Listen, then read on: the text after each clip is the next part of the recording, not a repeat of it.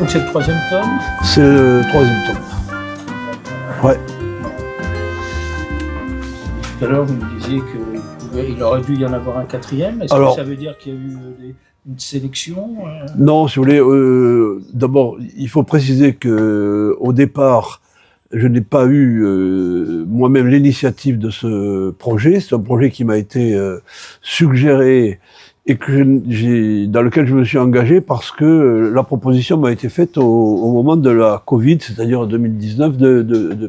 Sinon, je pense que je ne me serais jamais lancé dans cette aventure. Et on a fait une projection très approximative de combien il pourrait y avoir d'acteurs ou d'actrices recensés dans ces ouvrages. Et on dit, sur la base à peu près de 900 entrées par tome, on pouvait imaginer faire 4.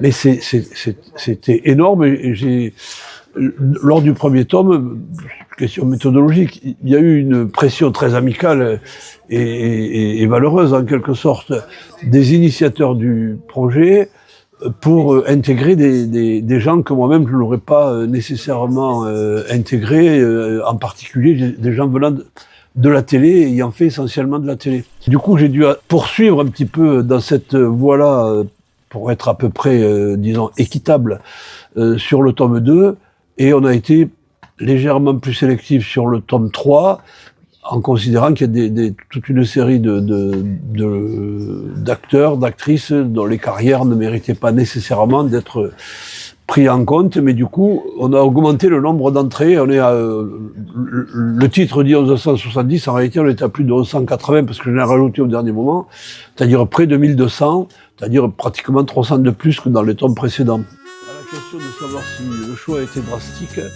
c'est ce que j'évoque dans la préface du tome 3. Il y a une terrible ambiguïté. C'est-à-dire que les tomes 1 et les tomes 2 ont intégré un certain nombre d'acteurs et d'actrices, dont notamment plusieurs critiques spécialisés m'ont dit, lorsque je les ai rencontrés, notamment dans des salons du livre, que eux-mêmes n'en connaissaient pas la moitié. Et que du coup, ils ne traiteraient pas de mon ouvrage, ce qui est quand même assez paradoxal, en considérant que j'avais fait trop de place à des gens qu'ils ne connaissaient pas. Alors, je ne veux pas épiloguer, mais ça, c'est un vrai sujet. Quand des gens connus, je ne peux pas citer ici, m'ont dit de manière très amicale, mais on tourne les pages, il y a la moitié des gens qu'on ne connaît pas, dont on ne va pas nous-mêmes parler de ce que l'on ne connaît pas. Et lorsqu'ils me disaient ça, j'avais moi à l'inverse le sentiment d'avoir été très sélectif, ou drastique, pour reprendre le mot que vous avez utilisé, c'est-à-dire j'avais le sentiment inverse d'avoir laissé sur le côté des gens que j'aurais aimé intégrer.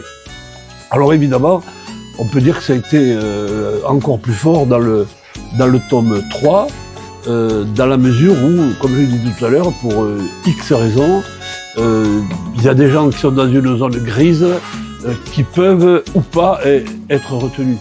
Et donc ça a été un peu moins généreux, je dirais pas drastique, c'est pas drastique parce qu'il y a des gens quand même très méconnus, mais disons qu'il y a eu moins il y a des gens que j'ai pensé intégrer que finalement je n'ai pas pu intégrer. Alors ça c'est une très bonne question parce que c'est la deuxième interview que je fais et quand on m'a dit mais quels sont les critères, le premier critère, eu égard à ma cinéphilie, c'était évidemment de ne recenser que des gens que je connaissais. C'est-à-dire que si moi je pensais que je ne les connaissais pas, j'avais une certaine illégitimité à parler d'eux. Et dans l'immense majorité des cas, tous les gens qui sont dans mon bouquin, c'est des gens que j'identifie, que je connais, etc. Mais il faut bien dire que, vous parlez de questions générationnelles, c'est un vrai sujet. Dans les années 30-40, il y a des gens qui avaient pu m'échapper. Alors, pas les seconds rôles, parce que j'ai écrit plusieurs bouquins sur les seconds rôles, donc là, je crois que je suis assez exhaustif. Mais, curieusement, des gens qui ont eu des carrières plutôt de premier rôle ou de second rôle très importants, mais qui ont fait peu de films, parce qu'ils étaient surtout au théâtre. Et là, il m'est arrivé, mais c'est très marginal, de récupérer, dans le tome 3, je peux dire, une dizaine de personnes que moi-même je ne connaissais pas très bien. Après, il y a eu une autre question. C'est, faut-il considérer comme acteurs, les intégrer ou pas, des gens qui sont connus à un autre titre, mais qui ont fait des films. Je donne un exemple caricatural, parce que j'ai longtemps hésité, puis finalement j'ai intégré des gens comme Tino Rossi ou Luis Mariano. Mais ils ont fait des films, et des films en vedette. Donc, je les ai intégrés, évidemment. Mais bon, il y avait des cas très particuliers, c'est des unités un peu particulières comme ça. En revanche, évidemment, lorsque tel chanteur a fait un ou deux films, j'ai pas retenu. Mais j'ai cité Tino Rossi, ou je pourrais citer Mouloudji, qui a arrêté sa carrière très tôt, mais qui est un vrai acteur, qui a fait beaucoup de choses. Donc ces gens-là, je les ai intégrés.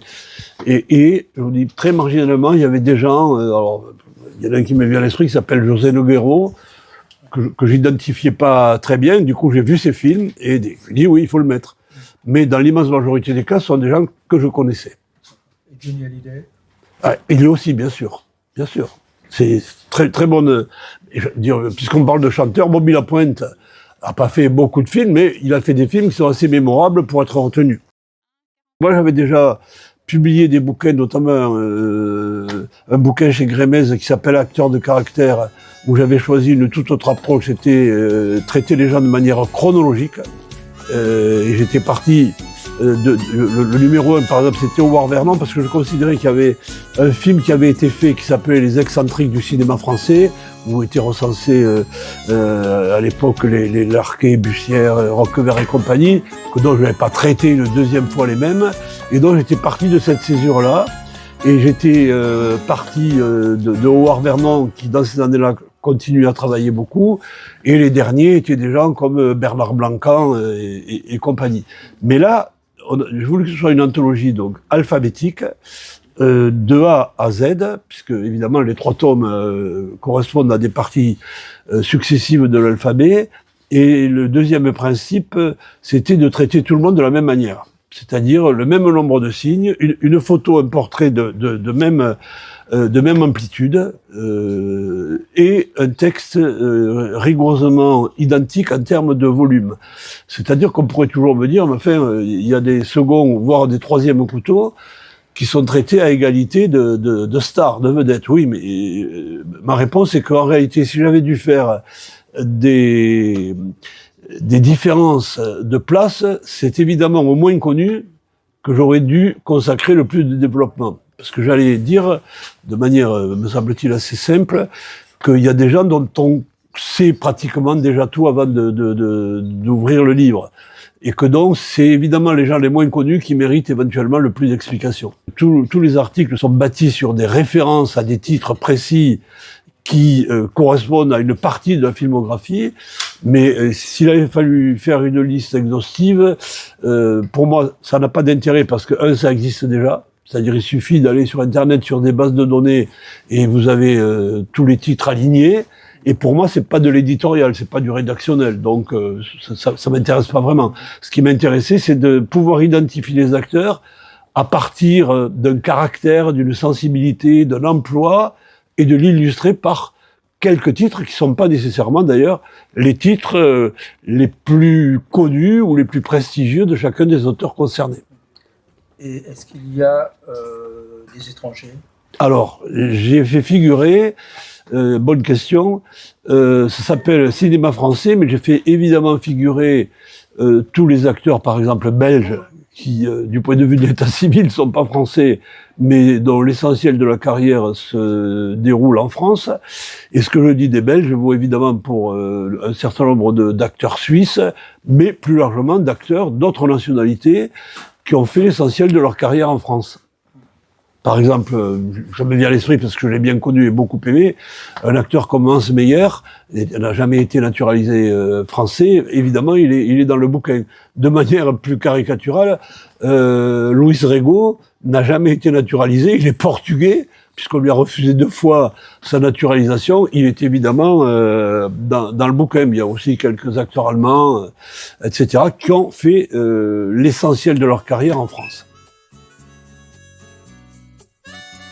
Il se trouve que ce projet d'anthologie ou de dictionnaire, je l'avais dans la tête depuis très longtemps. Et j'avais eu un projet il y a 30 ans. Il y a 30 ans, j'ai fait une revue de cinéma à Paris.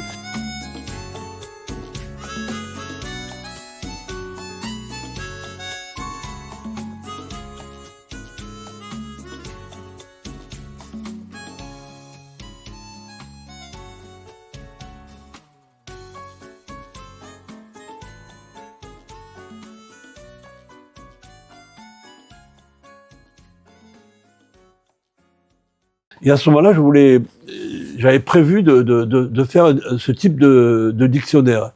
Mais c'était un travail trop qui s'appelait Ciné-Acteur et dont la ligne éditoriale était essentiellement consacrée au second rôle. On a fait 12 numéros, distribution NMPP à l'époque, 80 pages quadrilles, etc. Et la revue marchait de manière assez correcte jusqu'au jour où il y a eu un problème de droit dans lequel je ne vais pas entrer aujourd'hui. On s'est arrêté. Des gens qui s'imposent d'eux-mêmes. Mais par exemple, sur ce tome, il y a près de 1200 acteurs.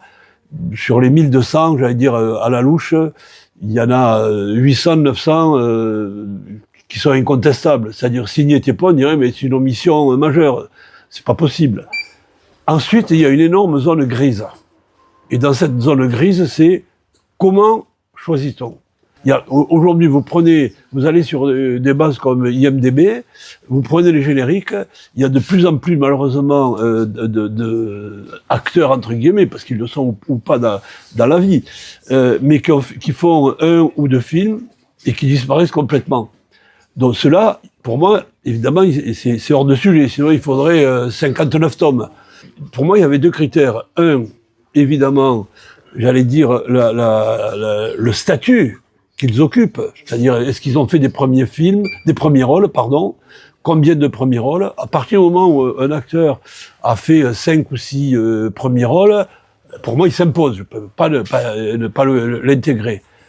Mais s'agissant ensuite des gens qui n'ont fait que des seconds ou petits rôles, là entre une autre logique qui est une logique presque, hélas, quantitative. C'est-à-dire que s'ils ont fait 20 films, ça s'impose pas, parce qu'on les connaît pas, on les repère pas, il n'y a pas d'histoire, il n'y a pas de carrière, c'est trop court. Mais quand les mêmes font ce qu'on appelle des utilités, on fait 100 films et que leur carrière a duré 20 ans, pour moi, ils font partie de mon projet. Alors évidemment qu'il y a une part de subjectivité, d'arbitraire. Moi j'étais universitaire, en plus j'étais juriste. Ça veut dire que je suis pas un littéraire, je suis vraiment dans une logique presque entre guillemets normative et que je crains toujours soit d'ajouter de manière illégitime, soit plus grave d'oublier de manière illégitime. Et donc ça c'est un vrai casse-tête. Je disais tout à l'heure à un monsieur que j'ai croisé qu'il m'arrivait de me lever la nuit parce que je savais que tel acteur avait joué dans tel film, mais j'arrivais plus à identifier quelle était l'amplitude du rôle. C'est-à-dire, est-ce que vraiment c'était une scène, ou bien est-ce qu'on le voyait, et donc j'allais voir mon DVD, la DVD concernée, que je zappais, je regardais, et je me disais, oui, là, il existe, donc je peux pas l'oublier. Ça veut dire que vous avez vu combien de films pour le bouquin, là, pour les 3 livres? C'est-à-dire, j'ose à peine le dire, parce que c'est une forme de folie, si vous voulez. À un moment, la rationalité elle-même n'existe plus. On est dévoré par un projet qu'il faut mener jusqu'au bout le mieux possible. Et donc, il y avait d'une part, évidemment, des films, parce que je suis cinéphile depuis fort longtemps, que j'avais bien en mémoire. Donc, ceux-là, j'allais pas les revoir. mais j'ai vu c'est des milliers de films ou de séquences, parce que je ne voyais pas nécessairement les films à l'entier. Mais quand j'avais un doute sur mais cet acteur, que fait-il dans ce film?